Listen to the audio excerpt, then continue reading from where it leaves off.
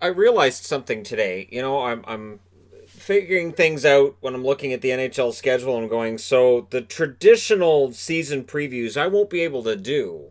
And there won't be enough time to actually have all the rosters together and figure it out. So I'm going to have to look at the 7 teams that don't have a play-in round to look forward to. What they have on their rosters. So I did, the off-season preview sort of thing, like what their off-season might look like. And now that we know it's here, but we are looking at an NHL that might start in December, this might be as close as you get to season previews.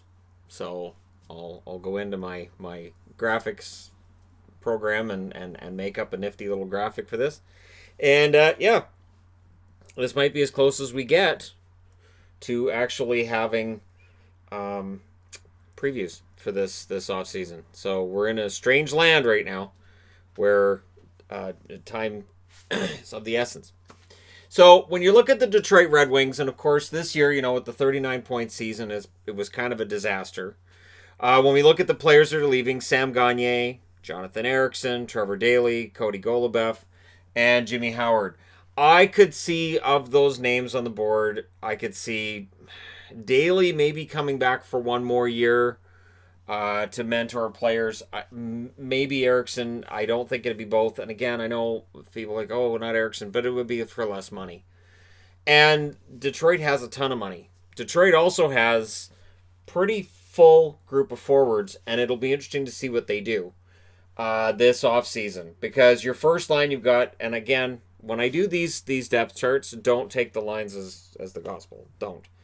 I don't try to make sure they're 100% accurate lines because we know that lines change every year. Every year the lines completely change on every team for the most part. You'll have certain lines stay together, but usually they will change. So Bertuzzi, Larkin, and Mantha would be your best 3 players up front. And you know what? There's a lot of talk about whether or not Detroit has a superstar. I don't know that Larkin's a superstar, but I think he's a good building block for them. Second line, I have Fabry, and then I have 2 empty spots. Now, Zadina may end up being the guy. Zadina may end up being that fifth member of that top 6, and we may see a Detroit team that can score some more in this coming season. And again, the issue for Detroit's going to be offense, finding more goals. But again, if you looked at their stats, they were also last in goals against. So there's a lot of challenges there. And then there's the number 4 pick. Now, if they go with a forward, that means Raymond. If they go with Raymond, he'd be on the wing, and he might bump Fabry down. If they go with Perfetti or Rossi, probably in the middle, and they might give them a shot, one or the other at a shot at the middle spot. If it's Holtz is a right winger, which is where they'd have likely Mantha and Zadina, although I believe Mantha can play both wings, and it's likely that Holtz coming into the league could play either wing as well, although he's listed as a right winger. Be very interesting to see which way they go, and we'll come back to that number 4 pick in a bit. So then your bottom 6, you got Helm, Filppula, and again, I have Zadina listed there because honestly, I don't know. I mean, I liked Zadina this year. I think he did well. I think to just expect to throw him into a top 6 role, I don't know. Maybe you're better off having another winger, whether it's Raymond, whether it's Holtz, and have that spot open where Zadina's pushed for that spot. Now, Holtz should be NHL ready. I think all 4 of these guys probably NHL ready. It's a very deep draft, and of course the season won't start until December anyways. So that's an extra couple of months. And then their fourth line, I have Abdelkader, Glendening, and Ernie, but don't rule out somebody being moved out. Because when you get into the names in black, which are not the top 4 lines, and we have top 6 defensemen here, top 2 goaltenders, you'll notice there's some blank lines there as well. But in the forward group, really, in all honesty, you got Svechnikov, who, if he's going to come back into the NHL, it would kind of have to be this coming season. And yes, he would likely push out Abdelkader. But does he push down Helm as well? Does he get a number 3 spot? Does he push for a top 2 with Fabry? Is Svechnikov going to come through on that potential? Giovanni Smith, I think, played well. Good energy role. Could end up being a 4th liner. Christopher Wren, I don't have in the actual lineup, but again, that's because I've got the blank spots in there, and I'm saying, yeah, you're going to have more competition for jobs. I have Dmitro Timashov in there as well. And of course, Taro Hirose. Hirose could push his way back into the lineup next season. Down the middle, you got Joe Veleno, who got better as the season went along in the AHL. Michael Rasmussen, who's been sitting in the AHL. Does he come in and push out Goaltending? Does Phil Pilla get moved instead? Again, this is a team with a ton of cap space. You could make more if you could find a way to get rid of the Abdelkader contract and Phil Pilla's and bring in guys who make less money. Jonathan Berggren, I should say. It's going to be interesting to see what happens with Berggren and whether or not they bring him over. Did they give him a shot? Does he end up getting a chance at a roster spot? Chase Pearson, decent enough season, probably needs more time in the AHL.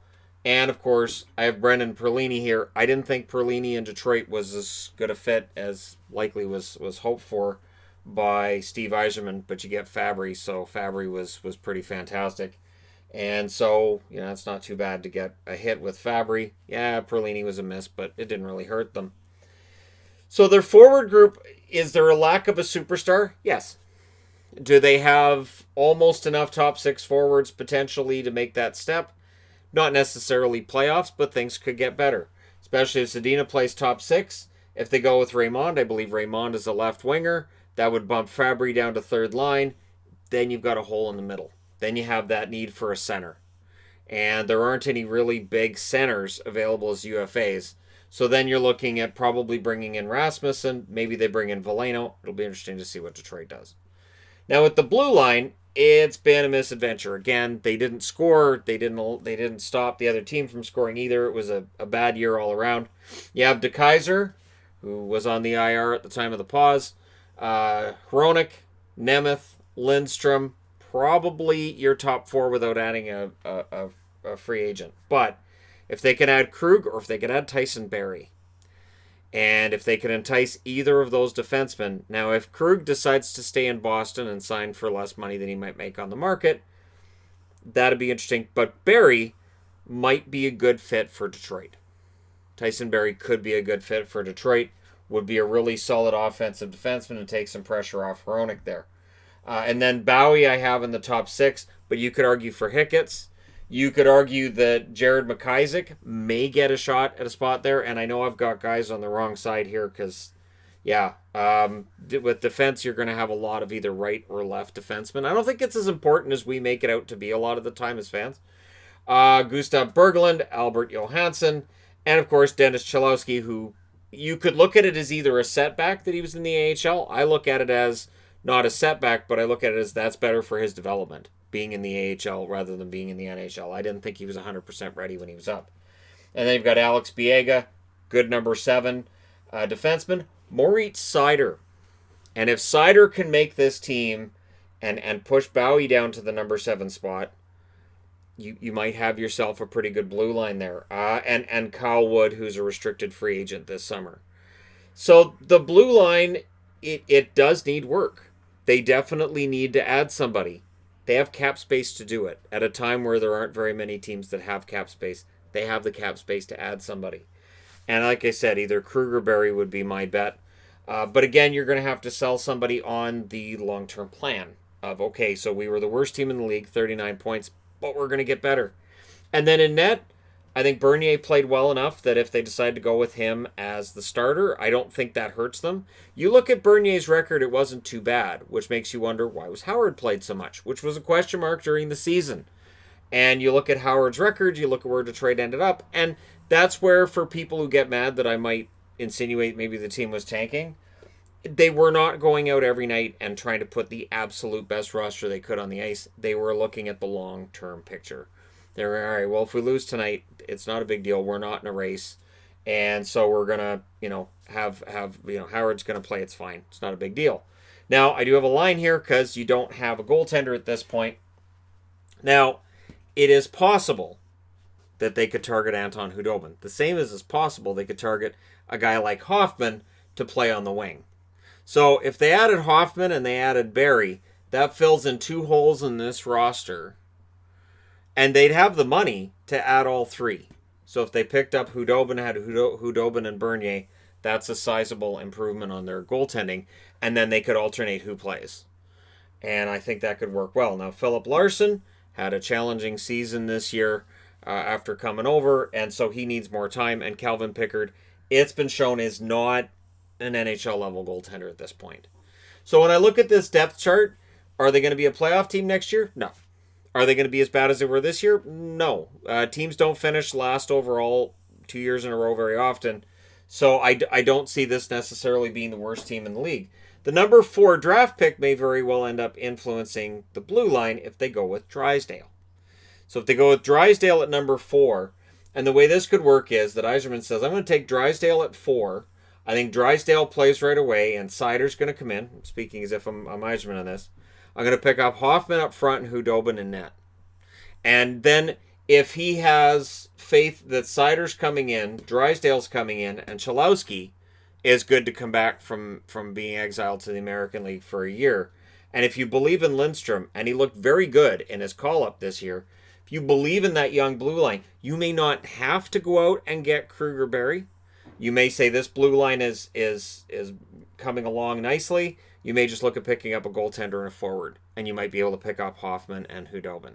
And they can offer to give Hoffman more money than other teams can right now. And they don't really have to worry about extensions for guys who have tons of money coming to them.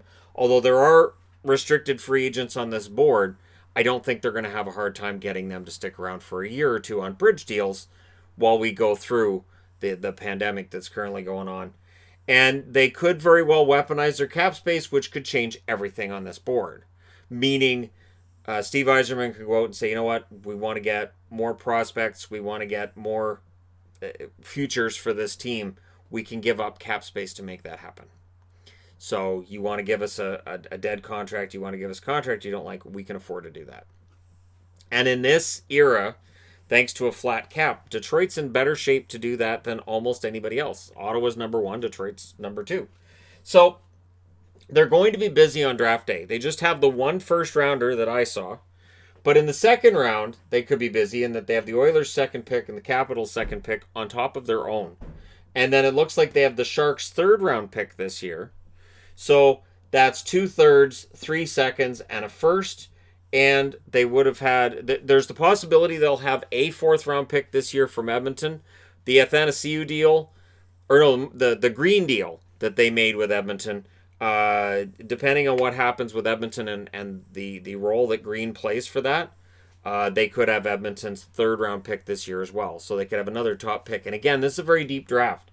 So that number 32 overall pick could very well be a guy who doesn't push for a job this year, but could be an excellent young forward, and I wouldn't be surprised if Yzerman looks to Europe. Or if Yzerman takes a couple of these second-round picks that he's got and tries to move into the late first round.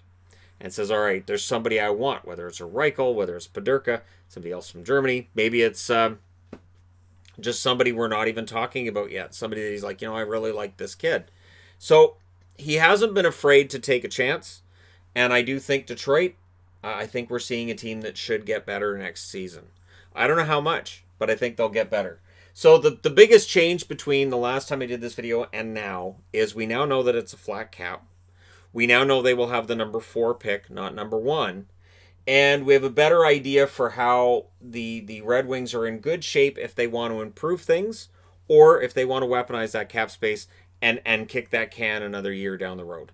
And say, you know what, this season we're not going to make the playoffs. We might as well weaponize cap space, maybe get another first rounder next year or second rounder next year and see what we can do with it. So, there you go. Let me know your thoughts in the comment section below as always. And again, I'm going to do this for the 7 teams that are outside of a playoff spot. And we'll discuss who's drafting where and all that and look at their lineups and what could happen. And I tried to get as many prospects and names on this board as possible. And I apologize straight up for anybody that may have been missed, because that's usually what ends up happening. But I think I got all the main guys, and we'll see what happens. Let me know what you guys think in the comment section below as always. Don't forget to hit like and subscribe if you're browsing your way through. You just happened upon this video. Thank you guys so much for watching, for all your support. I will talk to you again soon.